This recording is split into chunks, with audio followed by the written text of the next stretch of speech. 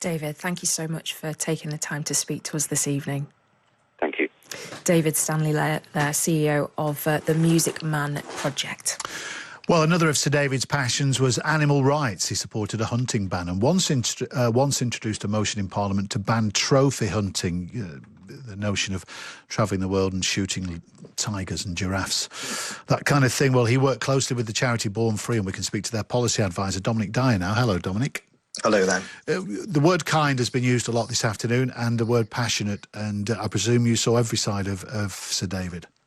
Absolutely. You know, I work on animal issues across Parliament, and I'm not, you can't afford to be partisan or choose one party over the other if you care about animals. But there are a few MPs that stand out that are always there. And don't just do this to sort of gain attention or sort of get into the headlines. They really believe in animal issues and are completely committed to it. And David was most definitely one of those people.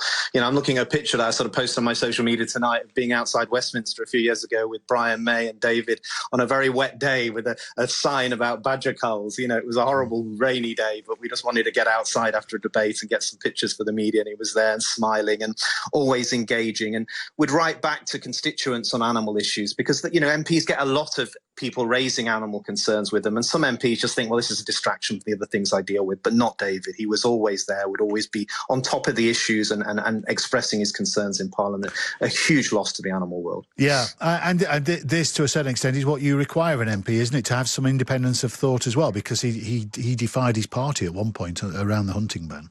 He did on badger culling, on the issue of hunting. He would be, controversial. He would go against the whips. He would raise concerns with ministers. He reminded in many ways of the late Tony Banks as an MP, someone that really sort of had a passion for animal issues and was a constituency MP through and through, very proud of their roots, very proud of where they came from. They were very similar in many ways. And then we miss Tony all these years later, and we're going to definitely miss David. We can't afford not to have these voices in Parliament for animals. We've talked a lot this afternoon about how the fact he was a backbencher for 40 years, and it's one thing, Dominic, to have a passion, isn't it? But to sustain it for so long, and for it to be genuine, and for him to work hard at what he was doing as well, that passion has to be genuine, because, I'm probably going to state the obvious now, but some MPs may espouse causes that perhaps they're not as passionate about as they ought to be, but might garner a headline or two. Absolutely. It sounds like David Amess didn't do that. You can read through that very quickly. With David, it was different. He wouldn't be there just to get the headline or get the media attention. He would always be there in the background. He'd always be there doing the work.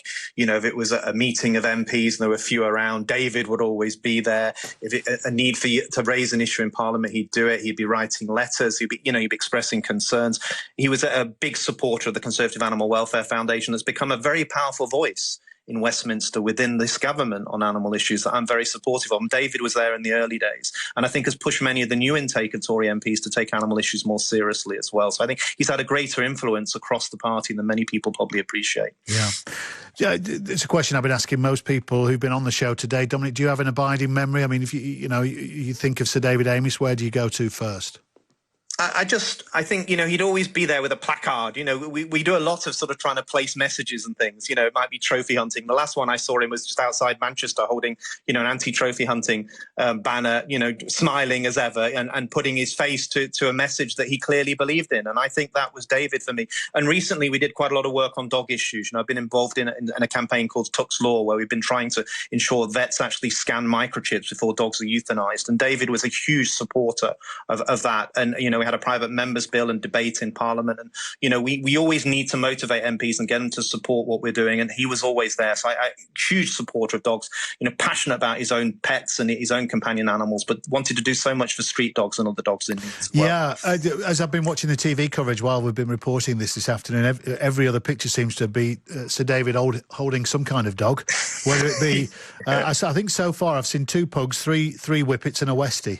But, dogs are a gateway to animal issues for many MPs. They have dogs, they're passionate about them, and they get concerned about animal issues. And I think David, was one of those who really took to his heart protecting dogs, and then got so much more interested in farm animal issues, in fox hunting, in badger culling, in trophy hunting, in the ivory trade.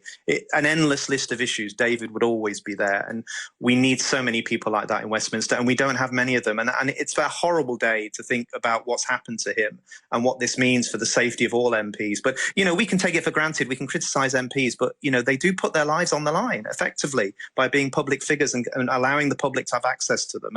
And this is a tragedy that's happened all too often. And I think we've really got to look at what we need to do to give better protection to MPs in the future. Dominic, appreciate you coming on the programme. Thank you.